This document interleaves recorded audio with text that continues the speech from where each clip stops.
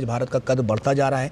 तो ऐसे में अब टेक्सटाइल इंडस्ट्री को भी किस तरह से वैश्विक पटल पर एक नई पहचान मिले, नया कीर्तिमान स्थापित हो, इसके लिए काफ़ी महत्वपूर्ण है कि तमाम बारीकियों को प्रधानमंत्री नरेंद्र मोदी यहाँ पर समझते हुए नजर आ रहे हैं। ये तस्वीरें आपके सामने हैं भारत मंडपम में इस पूरी प्रदर्शनी का यहाँ पर रखा गया है। ये पूरा कार्यक्रम है जहाँ पर प्रधानमंत्री नरेंद्र मोदी खुद उपस्थित हैं और यहाँ पर शिरकत कर रहे हैं। तस्वीरें आपके सामने हैं, आप देख सकते हैं।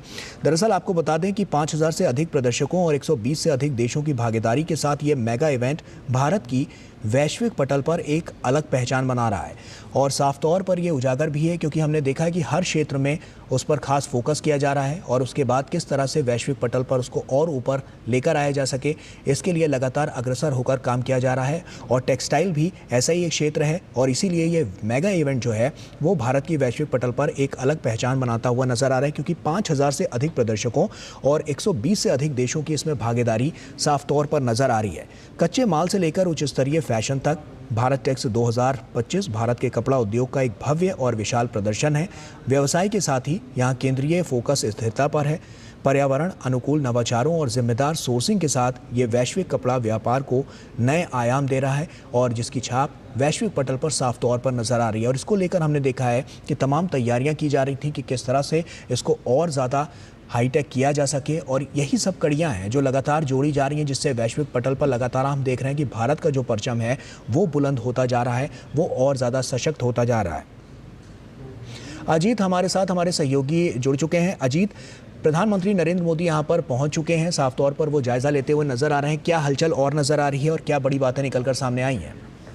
बिल्कुल, जो जैसे कि आप देख रहे हैं कि प्रधानमंत्री सीधे पहले यहाँ पर जो एग्जीबिशंस लगी हुई है वहाँ पर वो पहुंचे हैं और बड़ी संख्या में लोगों ने उनका अभिवादन किया है। बड़ी संख्या में जो एग्जीबिटर्स हैं, जो लोग हैं, जो विजिटर्स हैं, यहाँ पर आए हुए हैं भारत मंडपम में और प्रधानमंत्री का हाथ हिला के स्वागत किया है। उसके बाद प्रधानमंत्री जो है लगातार जो अंदर एग्जीबिशंस लगे हुए हैं वहाँ पर वो जा रहे हैं और तमाम तरह के जो एग्जीबिशंस हैं, चाहे उसमें हम हैंडलूम की बात करें, अगर हम टेक्निकल फैब्रिक की बात करें या हम कस्तूरी कॉटन की बात करें, कस्तूरी कॉटन जो है वो भारत ने विकसित किया है और जीरो वेस्ट ये कॉटन है, अपने आप में बहुत ही यूनिक, बहुत ही अलग ये कॉटन है। इसको भारत के जो कंपनियां हैं उन्होंने इसको विकसित किया है, उसके बारे में वो वहाँ पर बात कर रहे हैं। साथ ही वो लगातार वहाँ पर मूवमेंट कर रहे हैं, लोगों से बात कर रहे हैं और देख रहे हैं किस तरीके से जो टेक्सटाइल इंडस्ट्री में पिछले कुछ वर्षों में भारत ने एक अलग पहचान बनाई है देश दुनिया में।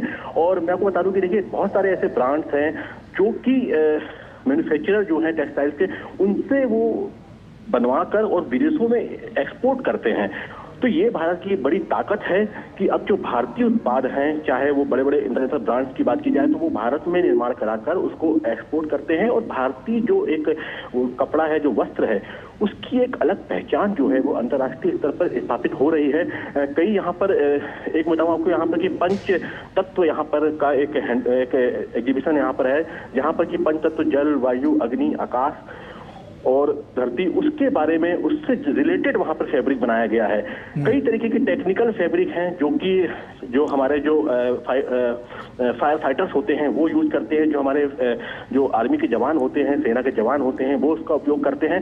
तो लगातार देखिए रिसर्च चल रही है, लगातार भारत जो है अनुसंधान भी कर रहा है, लगातार जो उसका परंपरागत हैंडलूम है उसको भी लेकर लगातार आगे बढ़ रहा है। हम कह सकते हैं कि विकास भी और विरासत भी की जो एक अवधारणा है उसको भी टेक्सटाइल सेक्टर में पूरी तरीके से आत्मसात किया जा रहा है, उस पर काम किया जा रहा है और उसी का जो है यहाँ पर पूरी तरीके से एग्जीबिशन हम कह सकते हैं कि भारत टेक्स 2025 में जो है वो दिखाई दे रहा है। देखिए कपड़ों की बात होती है तो हमें लगता है कि सिर्फ कपड़े सिर्फ एक हम 2-3 तरह के कपड़ों को पहचानते हैं, लेकिन हजारों तरह की वैरायटी होती है, हजारों तरह के जो यहाँ पर उसके प्रकार होते हैं, उसकी क्वालिटीज होती हैं, उसकी टेक्निकल उसके स्पेसिफिकेशंस होते हैं। उसको यहाँ पर देखिए प्रधानमंत्री समझ रहे हैं कि किस तरीके से जो है नया नया फैब्रिक जो है उसका इजाद किया जा रहा है, किस तरीके से सस्टेनेबिलिटी के साथ में, जीरो वेस्ट के साथ में अब पूरा फोकस जो है वर्ल्ड का वो ये है कि हम इको फ्रेंडली जीरो वेस्ट जो फैब्रिक है उसका उपयोग करें और उसी को लेकर यहाँ पर कई सारे एग्जीबिशंस लगे हैं और जहाँ पर कि प्रधानमंत्री उसको यहाँ पर समझ रहे हैं, उसके बारे में जानकारी ले रहे हैं और जो यहाँ पर एक्सपर्ट हैं वो प्रधानमंत्री को जानकारी दे रहे हैं, बता रहे हैं किस तरीके से ये जो फैब्रिक है उसको डेवलप किया गया है, कितना उपयोगी है और किस तरीके से आगे ये काम हो सकता है। बिल्कुल, तो इस तरीके से लगातार प्रधानमंत्री यहाँ पर वेट कर रहे हैं और देख रहे हैं कि समझ रहे हैं कि किस तरीके से भारत ने पिछले कुछ वर्षों में टेक्सटाइल इंडस्ट्री में एक प्रगति की है, कीर्तिमान स्थापित किए हैं हैं। देखिए, अगर टेक्सटाइल की बात करें तो हमारे देश में हजारों साल से हम जो टेक्सटाइल इंडस्ट्री में डेवलपमेंट चल रहा है, वैदिक युग से बात करें हम तो उस समय से जो है तमाम तरह के वस्त्रों का निर्माण होता आया है भारत में, और वो परंपरा लगातार आगे बढ़ रही है। हमारे जो हैंडलूम की बात करें तो कांजीवरम से लेकर, चंदेरी से लेकर, महेश्वरी से लेकर, अगर बात करें बनारसी जो हैंडलूम है, जो कोसा है, जो हमारे यहाँ सिल्क है, वो अपनी एक अलग पहचान रखता है। तो यहाँ पर आपको तकनीक और परंपरा दोनों का मिश्रण यहाँ पर दिखाई देगा, और प्रधानमंत्री उसी चीज को समझते हुए, उसी चीज को जानते हुए किस तरीके से अब हम लगातार ग्लोबल होते जा रहे हैं, हमारे ब्रांड जो हैं वो ग्लोबल हो रहे हैं। जो कंपनियां हैं, बहुत सारी ऐसी कंपनियां हैं जो कि छोटे छोटे शहरों में है, भीलवाड़ा में है, आपके मध्य प्रदेश के छोटे शहर पे है, दक्षिण भारत के मदुरई में है, ऐसी ऐसी जगहों पर ऐसी ऐसी टेक्सटाइल मिल्स लगी हुई है जहां पर कि बड़ी संख्या में रोजगार दिया गया है, और वहां से कपड़ा बन के जो है टेक्सटाइल जो है वो एक्सपोर्ट हो रहा है, बाहर जा रहा है, और लगातार जो है अंतर्राष्ट्रीय स्तर पर एक अलग पहचान बना रहा है। तो भारत जो है ग्लोबली हम कह सकते हैं कि एक बड़ा नाम बना है टेक्सटाइल इंडस्ट्री में, और ये नाम जो है ये लगातार बेहतर हो रहा है पहले की अपेक्षा, क्योंकि जिस तरीके से तकनीक का विकास हो रहा है, और तकनीक के साथ साथ जो है लगातार हम अपना जो परंपरागत हैंडलूम है उसको भी हम लगातार प्रमोट कर रहे हैं। तो ये दोनों चीजें जो है एक साथ चल रही है, और इसी का जो है प्रधानमंत्री यहाँ पर जो है वो जायजा ले रहे हैं। यहाँ पर वहाँ पर प्रदर्शनी में इसको दिखाया गया है। लेकिन कई यहाँ पर जब हमने भी देखा यहाँ पर कि जब हम गए यहाँ पर तो कई ऐसे सारे टेक्सटाइल जो है कंपनियां हैं जो कि अंतर्राष्ट्रीय ब्रांड के लिए काम करती हैं, लेकिन वो हमको पता नहीं है, और वो लगातार जो है वो चल रहा है। जी बिल्कुल अजीत, साफ तौर पर टेक्सटाइल को लेकर जब हम देखते हैं तो तमाम स्टार्टअप्स भी इसमें देखने को मिले हैं, और खादी को लेकर जो हम कह रहे हैं कि उसका जो वैश्विक परचम हम लगातार देख रहे हैं कि उसका लहराया जा रहा है और वो बढ़ता हुआ नजर आ रहा है। किस तरह का रोड मैप आने वाले समय के लिए रखा गया है, क्योंकि स्टार्टअप इकोसिस्टम तो इसमें है ही है, टेक्सटाइल के क्षेत्र में भी हम देख रहे हैं तो भारत कितना और ज्यादा मजबूत होता हुआ नजर आ रहा है। क्या कुछ नया आपकी बार देखने को मिला है अजीत? देखिए, हम अगर नए की बात करें तो इस बार कई ऐसे स्टार्टअप यहाँ पर दिखाई दिए हैं जिन्होंने कि अपने स्तर पे नवाचार किए हैं, और कई स्टार्टअप हैं यहाँ पर जो कि लगातार टेक्सटाइल में जो टेक्निकल टेक्सटाइल की हम बात करते हैं, जो कि हम कह सकते हैं कि सामरिक दृष्टि से बहुत महत्वपूर्ण होता है, उसको लेकर लगातार रिसर्च की जा रही है। उसको लेकर लगातार सस्टेनेबिलिटी के साथ में किस तरीके से टेक्निकल जो टेक्सटाइल है उसको डेवलप किया जाए, उस पर लगातार फोकस किया जा रहा है। कई सारे स्टार्टअप जिन्होंने कि एक नवाचार किया है, नए तरह का फैब्रिक जो है वो डेवलप किया है, और कोशिश की गई है कि इको फ्रेंडली हो, सस्टेनेबिलिटी के साथ उसको डेवलप किया जाए, और किसी भी तरीके का कोई भी उसमें ऐसी चीजें ना हो जो कि पर्यावरण के अनुकूल ना हो। और इसी तरीके का यहाँ पर पूरा जो है ये देखिए, अगर हम इंडस्ट्री की बात करें तो बहुत बड़ी इंडस्ट्री है, टॉप 5 में अभी जो है भारत जो है टेक्सटाइल इंडस्ट्री में वर्ल्ड में एक अपना मुकाम रखता है, और कोशिश है कि इसको नंबर 1 नंबर 2 की पोजीशन में लाया जाए। और इसी के लिए लगातार कोशिश है कि पूरी एक चेन जो है, मैन्युफैक्चरिंग चेन जो है, आप देखिए कपास के होने से लेकर उसका कपड़ा बनने तक एक बहुत लंबी प्रोसेस होती है। चाहे हम उसके रेयॉन की बात करें, चाहे फैब्रिक की बात करें, फिर उसके बाद धागे बनते हैं, फिर उसका कॉटन से फिर वो मिल पे कपड़ा बनता है, और फिर वो जाकर रेडीमेड गारमेंट्स में तब्दील होता है। तो एक लंबी प्रोसेस होती है। उस पूरी चेन सिस्टम को मजबूत करना, उस पूरी चेन सिस्टम में जो गैप्स हैं उनको फिल करना, उस पूरी चेन सिस्टम को सस्टेनेबिलिटी के साथ में जोड़ना, और लगातार कोशिश करना कि एक जो पूरा एक ये पूरा सिस्टम है वो एक साथ होके काम करे, जिससे कि बहुत ज्यादा समस्या ना आए, ना इंडस्ट्री को आए, ना उसमें काम करने वाले लोगों को आए। और लगातार जिस तरीके से देखिए ग्लोबली हम देखें तो एक भारत में जो टेक्सटाइल इंडस्ट्री का जो मैन्युफैक्चरिंग है, जो कपास होता है, जो अगर हम कॉटन की बात करें, अगर हम रेशम की बात करें, तो अपने आप में एक बड़ा यहाँ पे हब है, लेकिन उसकी जो पूरी चेन है, पूरी जो चेन सिस्टम है, उसको जब तक मजबूत नहीं करेंगे तब तक ग्लोबली हम एक बहुत बड़े स्तर पे नहीं जा सकते। तो कोशिश है कि जो सप्लाई गैप्स हैं उनको भरना है, और उसके साथ में इससे जुड़े जो लोग हैं उनको भी एम्पावर करना है। नई तकनीकें अब आ गई हैं, मिल्स में नए नए प्रयोग हो रहे हैं, नए नए रंगों का प्रयोग हो रहा है, नई नई मशीनों का प्रयोग हो रहा है, और नई तकनीकों के माध्यम से कोशिश ये है कि अब जो पूरा ये इंडस्ट्री है इसको ग्लोबली जो है उसको अब भारत को एक्सपोजर मिले, ग्लोबली जो है भारत जो है इसमें अपना एक मुकाम हासिल करे। अभी भी यहाँ पर 5000 यहाँ पर 100 से ज्यादा एक्सिबिटर यहाँ पर आए हैं, 120 देशों के प्रतिनिधि यहाँ पर आए हैं, और हजारों की संख्या में। देखिए बड़ी बात यह है कि यहाँ पर सिर्फ बड़े इंडस्ट्रीज नहीं आए हैं, बड़ी मिलों के जो कपड़ा बनाने वाले बस नहीं आए हैं, यहाँ पर हथकरघा से लेकर, छोटे बुनकर से लेकर बड़ी बड़ी जो इंडस्ट्री है वो उसके भी जो लोग हैं वो यहाँ पर आए हैं। बड़े बड़े जो टेक्सटाइल इंजीनियर्स हैं, जो नई तकनीक लेके आ रहे हैं, वो यहाँ पर आए हैं। जो नवाचार करने वाले लोग हैं वो यहाँ पर आए हैं। तो हम कह सकते हैं कि पूरा एक इकोसिस्टम जो है उसको किस तरीके से डेवलप किया जाए जिससे कि भारत भविष्य में जो है टेक्सटाइल इंडस्ट्री में एक बड़ा मुकाम हासिल करे अंतर्राष्ट्रीय स्तर पर। और जिस तरीके से इसमें जो ट्रिलियन डॉलर्स की इकोनॉमी से बहुत बड़ा एक सेक्टर है, क्योंकि आप जानते हैं कि फैशन जो है लगातार बदलता रहता है और इसमें बहुत ज्यादा वैरायटीज, बहुत ज्यादा इसमें चीजें आती रहती हैं नई नई। तो उससे किस तरीके से अपग्रेड करें। यहाँ पर स्टूडेंट बहुत सारे आए हैं, निफ्ट के स्टूडेंट्स यहाँ पर आए हुए हैं जो कि लगातार नई नई चीजों को लेकर आए हैं। देखा कि आपने तमाम लोगों से वहां पर बातचीत भी की थी। ऐसे में यहाँ पर इस तरह के जो इवेंट्स होते हैं या एग्जीबिशंस होते हैं उससे उनको कितनी मजबूती मिलती है, क्योंकि कहीं ना कहीं लोकल टू ग्लोबल का जो मंत्र प्रधानमंत्री नरेंद्र मोदी ने दिया है, ऐसे इवेंट्स जो हैं उसको सार्थक करते हुए नजर आते हैं और उनके लिए भी काफी मजबूती आती है, उनकी आय में भी और उनकी वृद्धि में भी। बिल्कुल, देखिए यहाँ पर जब हम आए हैं तो हम देख रहे हैं कि एक छोटा बुनकर भी यहाँ पर है और एक बड़ी बड़ी इंडस्ट्री जो है वो भी यहाँ पर आई हुई है। तो ये एक प्लेटफॉर्म होता है जहाँ पर कि एक बड़ा एक्सपोजर मिलता है। एक बुनकर से लेकर एक अंतर्राष्ट्रीय स्तर का जो एक बायर होता है उसको ये प्लेटफॉर्म मिलता है कि वो यहाँ पर आता है, यहाँ पर अपनी चीजों का B2B यहाँ पर मीटिंग्स हो रही है, यहाँ पर बिजनेस टू बिजनेस मीटिंग हो रही है, यहाँ पर लगातार यहाँ पर लाइव डेमोस्ट्रेशन दिया जा रहा है, लाइव यहाँ पर डेमो दे रहे हैं किस तरीके से फैब्रिक बन रहा है, किस तरीके से तमाम चीजें बन रही हैं। तो जब यहाँ पर एक बिजनेस पर अपॉर्चुनिटी भी जो है यहाँ पर एक बहुत ज्यादा महत्वपूर्ण होती है। और देखिए लगातार क्या है कि प्रधानमंत्री की कोशिश है कि हम हमारी जो हमारी धरोहर है, हम कह सकते हैं हमारा जो परंपरागत हैंडलूम है उसको हम ग्लोबली इस्टेब्लिश करें।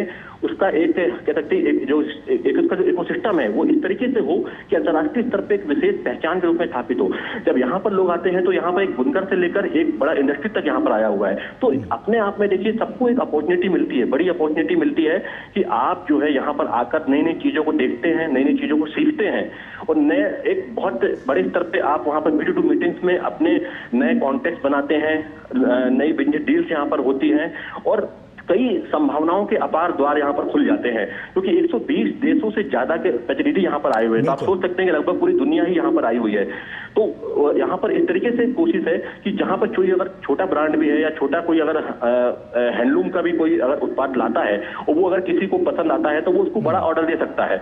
तो इस तरीके से यहाँ पर तो ये एक बड़ा एक मंच है जहाँ पर कि एक छोटा जो बुनकर है उससे लेकर एक बड़ा जो इंडस्ट्रीज है, जो बड़ी जो मिल्स का मालिक है, उसके लिए भी अपॉर्चुनिटी यहाँ पर है। और वही अपॉर्चुनिटी यहाँ पर दिखाई दे रही है कि भारत टेक्स जो है वो बिल्कुल अब ग्लोबली जो है अपने आप को लगातार मजबूत करता जा रहा है और दुनिया के सबसे बड़े जो टेक्स फेयर है, टेक्सटाइल फेयर है, उसमें से एक बनता जा रहा है। ऐसे में जो व्यापारिक दृष्टिकोण से हम इसको देखें तो कहीं ना कहीं इस बिजनेस फोरम पे भी इसको काफ़ी बड़े रूप में देखा जा सकता है, क्योंकि इससे साफ तौर पर आने वाले समय भी हम कह सकते हैं कि जो अर्थव्यवस्था है उसको तो गति मिलेगी, लेकिन साथ साथ जो लोग हैं उनको भी बहुत ज़्यादा बल मिलता हुआ नजर आएगा। क्या उसके लिए रोड मैप आगे के लिए रखा गया है? किस तरह से जो पूरा यहाँ पर जो पूरा इवेंट है वो आने वाले समय में और ज़्यादा मजबूती प्रदान करेगा? देखो देखिए, ये तो आप यहाँ पर एक बड़ा इवेंट देख रहे हैं, ग्लोबली देख रहे हैं, लेकिन मैं बताऊं आपको कि यहाँ पर जो लोग आए हुए हैं वो टेक्सटाइल सोसाइटी बनी हुई है। वो सोसाइटी जो है वो जाकर नीचे लेवल पे काम करती है। यहाँ पर कई ग्रुप ऐसे बने हुए हैं जो कि जो हैंडलूम है, जो कारीगर हैं उनको वो सपोर्ट करते हैं। इसके अलावा इंडस्ट्रीज को किस तरीके से सपोर्ट किया जाए उसके लिए भी पूरा एक गवर्नमेंट ने, पूरा टेक्सटाइल मिनिस्ट्री ने पूरा एक सिस्टम बनाया हुआ है कि इंडस्ट्रीज को किस तरीके से आगे बढ़ाया जाए, क्योंकि इसमें बहुत बड़े मात्रा में संख्या में रोजगार है। और टेक्सटाइल इंडस्ट्री जो है वो आज से नहीं है, वो हजारों साल से हम कह सकते हैं कि चाहे वो हैंडलूम के रूप में रही हो। पहले गाँव में कपड़े बनते थे और खुद बना हुआ कपड़ा जो है वो लोग पहनते थे। वो अब मशीनों में तब्दील हो गया है काफी हद तक, अब मशीनों से कपड़े बनते हैं, लेकिन इसमें रोजगार की संभावनाएं बहुत ज्यादा है और बहुत रिमोट एरिया में, छोटे शहरों में भी ये इंडस्ट्री जो है वो सर्वाइव कर जाती है। तो कोशिश ये है कि ऐसा रोड पर जाए कि छोटे शहरों या मिड लेवल जो सिटीज हैं वहां पर टेक्सटाइल का डेवलपमेंट जो है, इंडस्ट्री का डेवलपमेंट वहां पर सुनिश्चित किया जाए, स्थानीय लोगों को वहां रोजगार दिया जाए और स्किल डेवलपमेंट के माध्यम से उनको स्किल्ड करके, जबकि बहुत एक स्पेसिफिक ये फील्ड है और लगातार फैशन की दुनिया बदलती रहती है, तो नया नवाचार करते हुए स्किल्ड मैन पावर को उसमें लगाया जाए और जिससे कि वो रोजगार तो जनरेट हो ही, साथ ही इसका जो हम निर्यात की बात करते हैं फैब्रिक के, वो भी लगातार बढ़े और अभी भी लगातार देखिए भारत कम से कम 100 से ज्यादा देशों को टेक्सटाइल निर्यात करता है। और एक बड़ी बात है कि उसमें भारत का जो टेक्सटाइल है वो ऐसा कोई भी महाद्वीप नहीं है जहां पर नहीं जाता है दुनिया का। तो ये अपने आप में बड़ी उपलब्धि है, लेकिन इसको अब मजबूत करने का समय हो गया है और भारत को जिस तरीके से अपनी जो ये एक हम कह सकते हैं कि एक मजबूत पक्ष है, इसको और किस तरीके से मजबूत कर सकते हैं उसका यहाँ पर प्रयास है। और अंतर्राष्ट्रीय स्तर पर जिस तरीके से लोगों का रुझान यहाँ पर हमें दिखाई दे रहा है, जिस तरीके से यहाँ पर जो बायर्स आए हुए हैं, जो B2B मीटिंग्स यहाँ पर हो रही हैं और जो बायर्स का जो इंटरेस्ट यहाँ पर दिखाई दे रहा है, तो कहीं ना कहीं बिल्कुल अंतर्राष्ट्रीय स्तर पर एक हम कह सकते हैं कि भारत का एक टेक्सटाइल सेक्टर में एक बड़ा मुकाम भारत जो है हासिल करेगा। और उससे न सिर्फ भारत अपना निर्यात बढ़ा पाएगा, बल्कि लाखों करोड़ों की संख्या में नए रोजगार भी इससे जनरेट होंगे, जो कि युवाओं से लेकर ग्रामीण स्तर पर जो एक बुनकर है उसको भी लाभ मिलेगा। बिल्कुल अजीत, हमने देखा है कि महिलाओं की भागीदारी भी साफ तौर पर इसमें बहुत तेज गति से आगे बढ़ती हुई नजर आई है। आपने भी तमाम महिलाओं से वहां पर बातचीत की होगी, किस तरह के रिएक्शंस निकलकर सामने आ रहे हैं? क्योंकि छोटे छोटे गांवों से, शहरों से, अलग अलग राज्यों से जब लोग इतने बड़े इवेंट में शामिल होते हैं और प्रधानमंत्री नरेंद्र मोदी के नेतृत्व में इसको और ज्यादा लोकल टू ग्लोबल किया जाता है, तो उनकी तरफ से किस तरह के रिएक्शंस आ रहे हैं? क्योंकि साफ तौर पर उनसे उनकी आय में तो बढ़ोतरी होगी, साथ ही साथ उनको मजबूती भी मिलेगी। तो महिला सशक्तिकरण के लिए एक बड़ी वानगी पेश करता हुआ ये इवेंट। अगर आपको याद हो तो हम सबके घर में एक सिलाई मशीन हुआ करती है और उसको महिला ही चलाती है। तो आप सोच सकते हैं कि महिलाओं का कितना बड़ा योगदान है अगर हम इसको बिल्कुल ग्रास रूट पे देखें तो। और कई परिवार ऐसे हैं जिनका की जो पूरा जीवन की जो अर्थव्यवस्था है वो टेक्सटाइल और इसके संबंधित कामों से ही चलती है। और अभी भी कई छोटे छोटे ग्रुप्स ऐसे हैं जो कि ये अगर हम स्वसहायता समूह ग्रुप्स की बात करें, अगर हम गाँव की बात करें तो वहां भी कई ऐसे ग्रुप्स हैं जो कि टेक्सटाइल में अपना योगदान देकर, चाहे वो सिलाई का काम हो चाहे दूसरे काम हो, करके वो अपने आप को आर्थिक रूप से मजबूत कर रही हैं, आगे बढ़ा रही हैं। तो यहाँ पर देखिए कई महिलाएं ऐसी आई हुई हैं जो कि कभी अपने शहर से, अपने गाँव से बाहर नहीं निकली हैं। बहुत अच्छी कारीगर हैं, वो बहुत अच्छा फैब्रिक बनाती हैं, बहुत अच्छा हैंडलूम का काम जानती हैं, लेकिन उन्हें अभी तक वो मंच नहीं मिला है जहां पर कि वो अपनी प्रतिभा को या अपने टैलेंट को दिखा पाए। तो कुछ महिलाएं ऐसी आई हैं, हमने बात करी, कोई महाराष्ट्र से है, कोई राजस्थान से है, कोई मध्य प्रदेश से है, कोई दक्षिण भारत से है, कोई नॉर्थ ईस्ट से है। हर तरफ भारत में विविधता बहुत ज्यादा है। हैंडलूम की बात करें, टेक्सटाइल की बात करें, अलग अलग हम सिर्फ कपड़े नहीं, उसमें होने वाली प्रिंटिंग, उसमें होने वाली डिजाइन, इतनी ज्यादा वैरायटी है। और उससे संबंधित काम जो है छोटे छोटे गांवों में, शहरों में लोग कर रहे हैं। तो ऐसे लोग यहाँ पर आए हुए हैं जो कभी भी दिल्ली नहीं आए, कभी भी मंच में नहीं आए, तो वो बहुत ज्यादा खुश हैं कि उनको एक अपॉर्चुनिटी मिली है अपने हुनर को, अपने परंपरागत टैलेंट को दिखाने की। देखिए कई हम देखते हैं कि जो टेक्सटाइल इंडस्ट्री में या हैंडलूम में हम देखते हैं कि पीढ़ी दर पीढ़ी ये चीज चलती जाती है। अगर आप बात करें तो कई पीढ़ियों दर पीढ़ी जो है ये कला जो है ये आगे बढ़ती जाती है। तो ऐसे भी लोग यहाँ पर आए हुए हैं। अभी अहमद अंसारी एक यहाँ पर है जो कि हरियाणा से आए हुए, उनसे हमारी बात हो रही थी, तो वो बता रहे थे कि किस तरीके से वो कई पीढ़ियों से इस पर काम कर रहे हैं, हैंडलूम में काम कर रहे हैं। उन्हें पहली बार अवसर मिला कि वो जाएं और इसको अंतर्राष्ट्रीय एक जो ये एक्सपो है वहां पर प्रेजेंट कर सकें। ऐसी कुछ महिलाएं हमें मिली महाराष्ट्र की, जो कि महाराष्ट्र का परंपरागत जो हैंडलूम है वो बनाती हैं। उन्होंने कहा कि हमें पहली बार ऐसा अवसर मिला कि हम किसी बड़े मंच पर जा पाए। यहाँ पर हमने देखा कि कितनी विशाल दुनिया है, जो काम हम करते हैं उसकी हम पहली बार इस चीज को जान पाए। और काफी लोग हमारे जो हमारा जो हुनर है, जो हमारा काम है, जो हमारा उत्पाद है, उसको लोग पसंद कर रहे हैं और उसको बहुत डिमांड, बहुत ऑर्डर भी मिल रहे हैं। तो देखिए ये एक मंच है जहां पर कि हम कह सकते हैं कि नीचे से लेकर ऊपर तक या मिड लेवल तक तमाम स्तर पर जो कपड़ा उद्योग है, टेक्सटाइल इंडस्ट्री है, हैंडलूम है, उसको एक बड़ा एक्सपोजर मिलता है, उससे काम करने वाले लोगों को बड़ा एक्सपोजर मिलता है।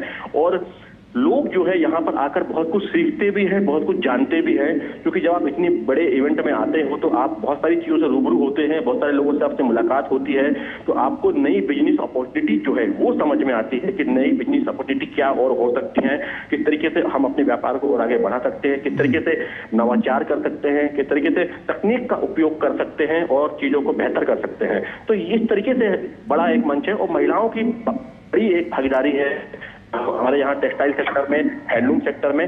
और बड़ी संख्या में महिलाएं भी यहाँ पर आई हुई हैं देश भर से, और जो कि यहाँ पर आकर कहीं ना कहीं खुद को एक एम्पावर्ड महसूस कर रही हैं, खुद को काफी मजबूत महसूस कर रही है कि अब वो और ज़्यादा बेहतर जो है वो कर पाएंगे।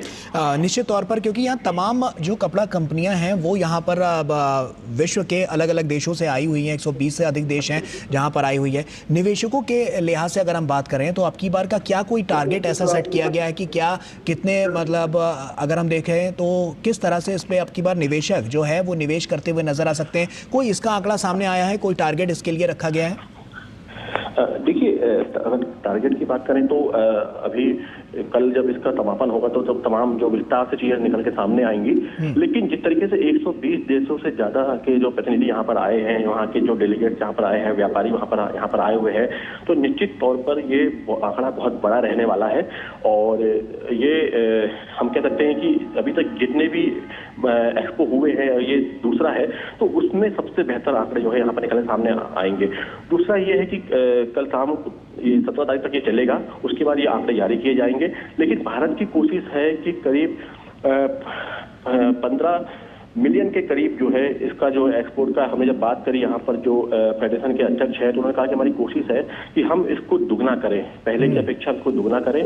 और भारत जो है न सिर्फ प्रोडक्शन में बल्कि एक्सपोर्ट में जो है ज्यादा फोकस करे कि किस तरीके से एक्सपोर्ट करके इसको निर्यात करके यहाँ का जो फैब्रिक है, यहाँ का जो हैंडलूम है, यहाँ का जो टेक्सटाइल है, उसको निर्यात करके अंतर्राष्ट्रीय स्तर पे जो है एक बड़ा इकोसिस्टम डेवलप करे। और यहाँ के उससे यहाँ पर न सिर्फ रोजगार बढ़ेगा बल्कि जब लगातार ये एक इकोसिस्टम बन जाएगा तो विदेशों में भी भारत के जो लोग हैं, जो कारीगर हैं, जो यहाँ के स्किल्ड मैन पावर हैं, उनको रोजगार के अवसर मिलेंगे। देखिए, ग्रेटर नोएडा में यहाँ पर तकनीक को लेकर यहाँ पर पूरा प्रदर्शन किया गया है। यहाँ पर जो पूरे जो फैब्रिक है इसका प्रदर्शन यहाँ किया गया है भारत मंडपम में। और ग्रेटर नोएडा में जो टेक्निक यानी कि मशीनों को लेकर, डाई को लेकर वहाँ पर प्रदर्शन किया गया है। किस तरीके से नई नई तकनीकें जो हैं वो सामने आ रही हैं। तो अब वो समय गया कि बहुत ज्यादा समय लगता है। अब आप कम समय में, कम खर्चे में बड़ा प्रोडक्शन कर सकते हैं। लेकिन फिर भी भारत का जो कॉटन है, भारत का जो फैब्रिक है, भारत का जो हैंडलूम है, उसकी मांग जो है वो बहुत ज्यादा बनी हुई है। खासकर यूरोप की बात करें, अमेरिका की बात करें, वहां पर तो फोकस ये है कि इन देशों में और ज्यादा सप्लाई बढ़ाई जाए और ज्यादा पहले से यहाँ पर एक्सपोर्ट किया जाए और नई कुछ तकनीकों का उपयोग करके अच्छे से प्रशिक्षण देकर, स्किल्ड करके और ज्यादा बेहतर परिणाम जो है वो हासिल किए जाए। और उसके लिए यहाँ पर ट्रेनिंग सेशन भी यहाँ पर चलाए जा रहे हैं। यहाँ पर जो कॉन्फ्रेंसेस चल रही है यहाँ पर, जिसमें कि लोग एक दूसरे से सीख भी रहे हैं, कुछ नई चीजें बता रहे हैं, कुछ नई चीजें जान रहे हैं। और ये एक बड़ा, हम कह सकते हैं कि ग्लोबली जो है एक अपने आप में एक बड़ा एक गेम चेंजर होगा। अगर इस सेक्टर में भारत जो है लगातार ऐसी ही बढ़त बनाए रखता है तो आने वाले कुछ वर्षों में हम बहुत कह सकते हैं कि बहुत बेहतर परिणाम जो है वो देख सकते हैं। ऐसे में अजीत, अब की बार हम देख रहे हैं जैसा कि जो प्रधानमंत्री नरेंद्र मोदी जिस प्रदर्शनी को देख रहे हैं, यहाँ पर एग्जीबिशन को देख रहे हैं, वहाँ पर हम देख रहे हैं कि अलग अलग अब की बार जो स्टाइल्स हैं उनको यहाँ पर दिखाया गया है। बहुत अलग अलग कलाकृतियाँ हैं जो अब की बार कपड़ों पर दर्शाई गई हैं। तो ये किस तरह से रिप्रेजेंट कर रहा है? क्योंकि हम देख रहे हैं कि जिस तरह से जो भारत है उसको रिप्रेजेंट करने के लिए इस तरह की भी जो बनावटें हैं वो काफ़ी लोगों में पसंद की जा रही हैं और चर्चा का विषय भी बनती हुई नजर आई है। वहाँ पर किस तरह की नई किस्में नजर आ रही हैं और किस तरह से इनका कैटेगरी में बांटा गया है?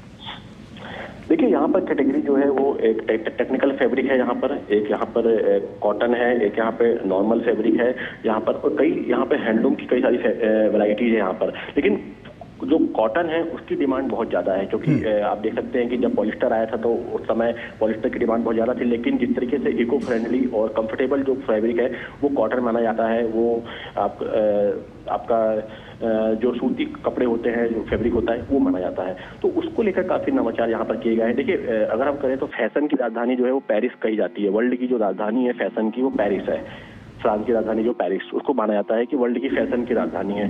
तो उसी यहाँ पर जो है अब कपड़े जो हैं वो सिर्फ इस तरीके से डिजाइन किए जा रहे हैं कि अंतर्राष्ट्रीय स्तर पर भी वो पसंद किए जाएं। क्योंकि देखिए, हर कंट्री की डिमांड अलग होती है, हर समाज की जो है वो डिमांड जो है वो अलग होती है। तो कोशिश ये है कि अलग अलग प्रयोग करके अलग अलग डिजाइन बनाकर उसमें अलग अलग तरीके के जो मॉडिफिकेशन करके चेंजेस करके, और बड़ी बात यह है कि देखिए यहाँ पर तो जो हमने देखा है कई ऐसी डिजाइन है जिसमें कि भारत की जो हम कह सकते हैं कि एक थप्पे वाली कला है, एक ब्लॉक पेंटिंग है, ब्लॉक प्रिंटिंग है, उसको यहाँ पर उसको किया जा रहा है। दूसरा यहाँ पर जो मधुबनी पेंटिंग के भी कुछ फैब्रिक में हमने देखा कि वो भी उसमें उकेरी गई। जिस तरीके से मधुबनी पेंटिंग जो बनाई जाती है उसको फैब्रिक में उकेरा गया है, उसको इस तरीके से बनाया गया है। तो देखिए फैशन के साथ साथ आज के समय में लोग अपनी परंपरा को से भी जुड़े रहना चाहते हैं, तो ये कहीं ना कहीं आप दोनों का कॉम्बिनेशन जो है उसकी डिमांड इस समय ज्यादा दिखाई दे रही है। और यहाँ पर भी वो हम देख रहे हैं कि जिस तरीके से जो डिजाइन है, नई नई डिजाइन है, नए नए जो कपड़ों के जो एक वैरायटीज हैं उनमें ये बहुत ज्यादा दिखाई दे रहा है। और देखिए और सस्टेनेबल डेवलपमेंट की बात यहाँ पर की जा रही है, तो सस्टेनेबल डेवलपमेंट जो है उसको थीम रखा गया है पूरे इस इवेंट में, और उस पर फोकस करके कोशिश है कि 0% जो है जीरो नेट कार्बन से जो कपड़े बन रहे हैं वो उसकी मांग आजकल बहुत ज्यादा है यूरोप जैसे देशों में, जिसमें कि जीरो वेस्ट होना चाहिए। तो उसको कोशिश की जा रही है कि जीरो वेस्ट से जो कपड़े तैयार हो रहे हैं, जो फैब्रिक तैयार हो रहा है, जो टेक्सटाइल तैयार हो रहा है, अब उस तरफ फोकस है कि उसमें पर्यावरण कोई हानि नहीं होना चाहिए। और इस तरह की टैगिंग भी अब हो रही है, स्पेसिफिक टैगिंग भी हो रही है कि ये पूरी तरह से ऑर्गेनिक है, ये पर्यावरण को नुकसान नहीं पहुंचा है इससे, और ये रिसाइकेबल भी है। यहाँ पर आपको जो बनाना है उसके जो पत्ते होते हैं उसके रेयान से फैब्रिक बन रहा है। सोचिए आपके ये कितना महत्वपूर्ण है। बांस है, बाम्बू, बांस के जो रेसे होते हैं उससे फैब्रिक बन रहा है। तो इस तरीके से पाइनएप्पल है, उसमें जो प्रोटीन्स होता है उससे फैब्रिक बन रहा है। तो इस तरीके के नई नई चीजें निकल के सामने आ रही हैं कि फलों के जो फाइबर्स होते हैं और जो पेड़ों के फाइबर्स होते हैं उससे फैब्रिक बन रहा है। कई तरह की घास है उसके फाइबर से फैब्रिक बन रहा है। तो ये इको फ्रेंडली और पूरी तरीके से एनवायरमेंट फ्रेंडली फैब्रिक जो है उसकी मांग बहुत ज्यादा है, और ये बहुत ज्यादा दिखाई दे रहा है यहाँ पर कि, और इसकी टैगिंग के साथ जब ये बाहर मार्केट में जाते हैं तो इनकी बहुत ज्यादा डिमांड होती है, क्योंकि सस्टेनेबल डेवलपमेंट पर पूरा वर्ल्ड जो है वो फोकस कर रहा है, नेट जीरो पर फोकस कर रहा है और पर्यावरण संतुलन पे फोकस कर रहा है। तो इस तरीके के फैब्रिक को लगातार बढ़ावा मिल रहा है, और इस तरीके के फैब्रिक अब बनना शुरू हो गए हैं, जो कि पेड़ों के जो फैब्रिक जो हम कह सकते हैं कि जो फाइबर होते हैं उससे टेक्सटाइल जो है वो बन रहे हैं, उससे बनना शुरू हो गया है। हम पहले सिर्फ कपास को जानते थे कि कपास से जो है वो रेसे से कपास से धागे बनते थे, उसके बाद से पूरा वो बनता था। लेकिन अब जो है लगातार जो अलग अलग जो तरह के पेड़ हैं, अलग अलग के जो फल हैं, उसके रेसे से, उसके प्रोटीन से, उससे फाइबर बनाकर एक इको फ्रेंडली नेट जीरो वाले जो फैब्रिक है, टेक्सटाइल है, उसकी डिमांड जो है बढ़ रही है, और इस तरीके के नवाचार जो है वो लगातार होते जा रहे हैं। अजीत, ऐसे में ये जो क्रिएशंस हैं वो अपने आप में एक बड़ी वानगी तो पेश करते ही हैं, लेकिन किस तरह से चैलेंजेस भी सामने आते हैं, क्योंकि कुछ सोचना और उसके बाद उसको अंत तक पहुंचाना और उसके बाद लोगों तक उसको पहुंचाना, और उसको सबसे बड़ी बात है सेल आउट करना। तो ये अपने आप में जो ये पूरा प्रोसेस है वो कितना उनके लिए चैलेंजिंग रहता है, जो लोग यहाँ पर प्रदर्शकों में शामिल हैं? देखिए, अगर आपको पता हो कि जो बांग्लादेश हमारा पड़ोसी देश है वो रेडीमेड गारमेंट्स में उसका काफी होल्ड है, और वहाँ पर जो है काफी बड़ी संख्या में जो है कंपनियां बहुत सारी वहाँ पर अपना जो है प्रोडक्शन करवाती हैं, वहाँ पर कपड़ों का निर्माण कराती हैं। देखिए, क्योंकि वहाँ पर जो लेबर कम सस्ता है, वहाँ पर दूसरी अन्य चीजें वहाँ पर पॉजिटिव हैं उनके फेवर में। देखिए, इसमें बड़ी बात यह है कि स्किल्ड मैन पावर जो है वो बहुत जरूरी है, क्योंकि और लगातार जो है नई नई चीजों से आप अपडेट होते रहें, नई नई चीजों को आत्मसात करते रहें। दुनिया में क्या चल रहा है, फैशन के मामले में क्या चल रहा है, फैब्रिक के मामले में क्या चल रहा है, किस चीज की डिमांड है इस समय, और वो डिमांड कहाँ पर है, ये मालूम होना बहुत जरूरी है। और अब तकनीक के उपयोग से ये बहुत ही आसान हो गया है, बहुत ही सहज हो गया है कि अब वर्ल्ड वाइड जिस तरीके से ज्योग्राफिकली जो मार्केट है वो किस तरफ मूव कर रहा है। लेकिन देखिए, जब ये जो स्पेशल जो फैब्रिक होता है, जो मैंने बताया आपको कि इसमें जो पौधों से, फलों से, प्रोटीन से, आपके जो फाइबर से, बनाना फाइबर है या बम्बू फाइबर है, उससे जिस तरीके से फैब्रिक बन रहे हैं, ये अभी शुरुआती स्टेज में है। और इनकी डिमांड काफ़ी ज़्यादा है। लेकिन इसमें बड़े स्तर पर लोगों को ट्रेन करना पड़ेगा, उनको तकनीक से अवगत कराना पड़ेगा और इसमें इन्वेस्टमेंट करना पड़ेगा, जिससे कि ये बड़े लार्ज स्केल पर ये चीज़ें बन सकें। और जब ये चीज़ें बड़े लार्ज स्केल पे बनेंगी तो इनका जो है कॉस्ट कम होगी, इसकी जो कॉस्ट कम आएगी और ये बहुत सस्ते होंगे, इतने महंगे नहीं होंगे जितने कि अभी बनिस्पत है। तो ये वर्ल्ड वाइड जब जाएंगे, बाहर जाएंगे, क्योंकि ये बाहर के देशों में काफ़ी ज़्यादा इनकी डिमांड है, तो ये कहीं ना कहीं एक प्रॉफिटेबल जो है ये बिजनेस होगा भारत के लिए। यहाँ पे जो इससे जुड़े हुए जो उद्योग हैं उनके लिए, इससे जुड़े जो लोग हैं, जो श्रमिक हैं, जो कारीगर हैं, उनके लिए बहुत बेहतर ये होगा कि वो इस सेक्टर में अपने आप को अपग्रेड कर सकें, अपने आप को आगे बढ़ा सकें और आर्थिक रूप से खुद मजबूत हो सके। साथ ही एक विश्व स्तरीय हम कह सकते हैं कि एक पकड़ जो है वो अपनी मजबूत कर सकें टेक्सटाइल सेक्टर में, फैब्रिक के सेक्टर में, हैंडलूम के सेक्टर में और तमाम इससे जुड़े जो दूसरे अन्य, चाहे हम डाई की बात करें, डाइंग की बात करें, जो कि कलर का भी एक बहुत बड़ा मार्केट है जो कि टेक्सटाइल से जुड़ा हुआ है, और डाइंग जो होती है वो भी, उसकी भी नई नई चीज़ें, नए नए उससे तकनीक उसमें आ रही है।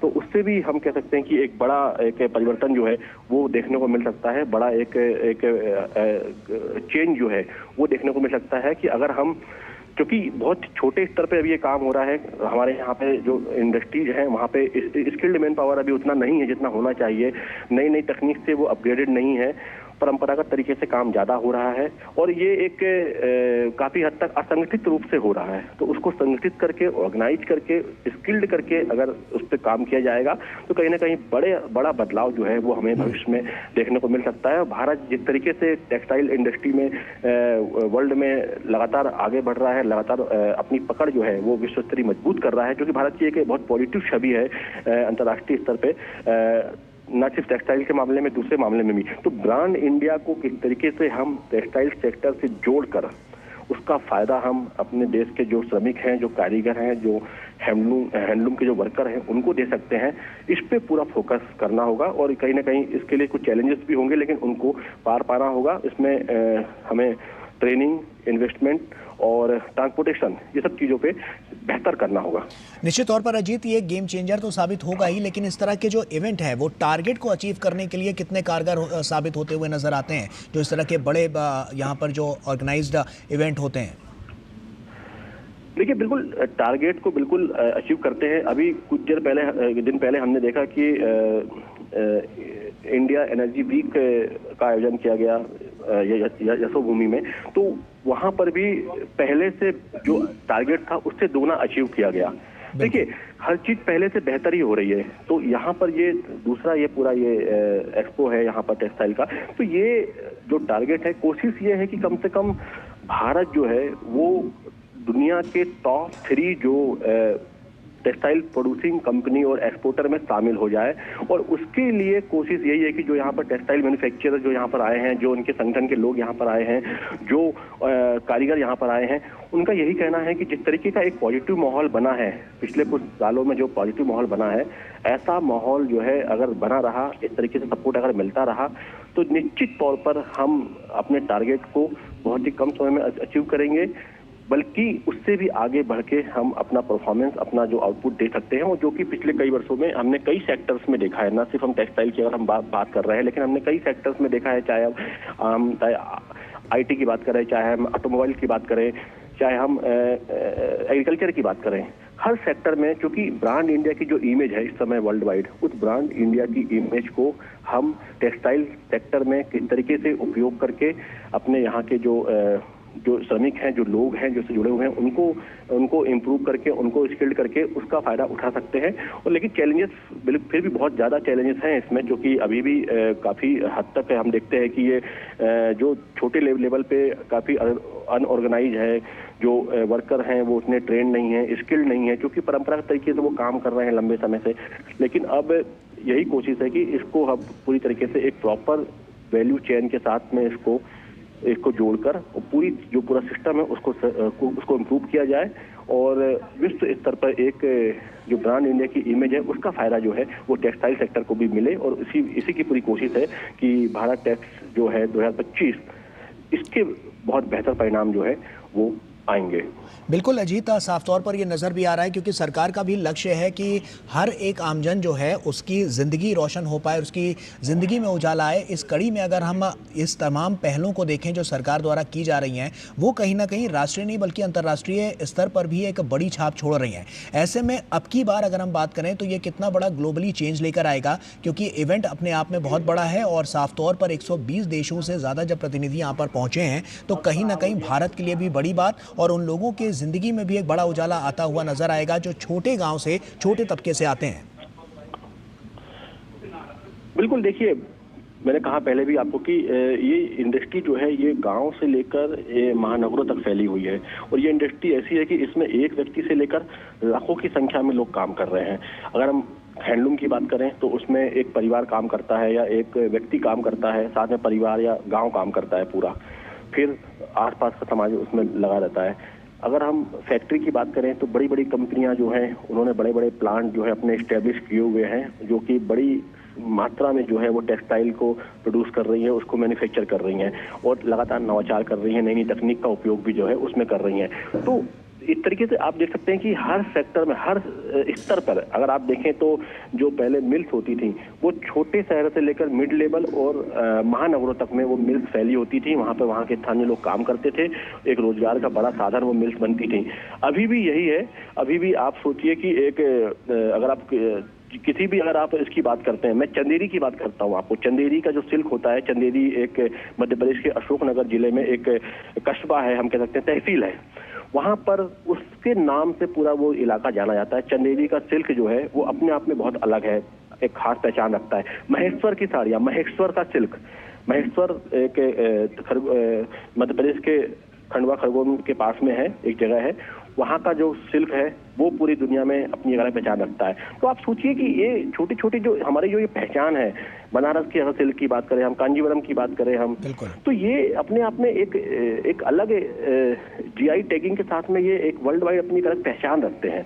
और वहां से अगर आप इनको अगर आप प्रोत्साहन करते हैं, इनको प्रोत्साहित करते हैं, इनको प्रमोट करते हैं। देखिए दुनिया में इस समय हैंडलूम को भी काफी पसंद किया जा रहा है। दुनिया में डिमांड ये है क्योंकि हैंडमेड प्रोडक्ट जो है वो ज्यादा वैल्यूएबल है, पहले से उनकी ज्यादा कीमत है, वो ज्यादा पसंद किए जा रहे हैं। फैक्ट्रियां आप लगाते हैं, बड़े स्तर पे काम होता है, वो भी है, लेकिन हमें अपने हैंडलूम्स को भी आगे ले जाना होगा। उन लोगों को भी उस मुकाम पर ले जाना होगा कि वो अब पहले से बेहतर कर पाए। बड़ी बड़ी फैक्ट्रियां हैं, बड़ी बड़ी कंपनियां हैं, वहां पर लगातार इन्वेस्टमेंट हो रहे हैं, लगातार वहां पर निवेश आ रहा है। लेकिन कोशिश ये है सरकार की कि अब नीचे से लेकर ऊपर तक सभी स्तर पर हम टेक्सटाइल इंडस्ट्री में हर सेक्शन में जो है वो ग्रोथ करें, हर सेक्शन में आगे बढ़े।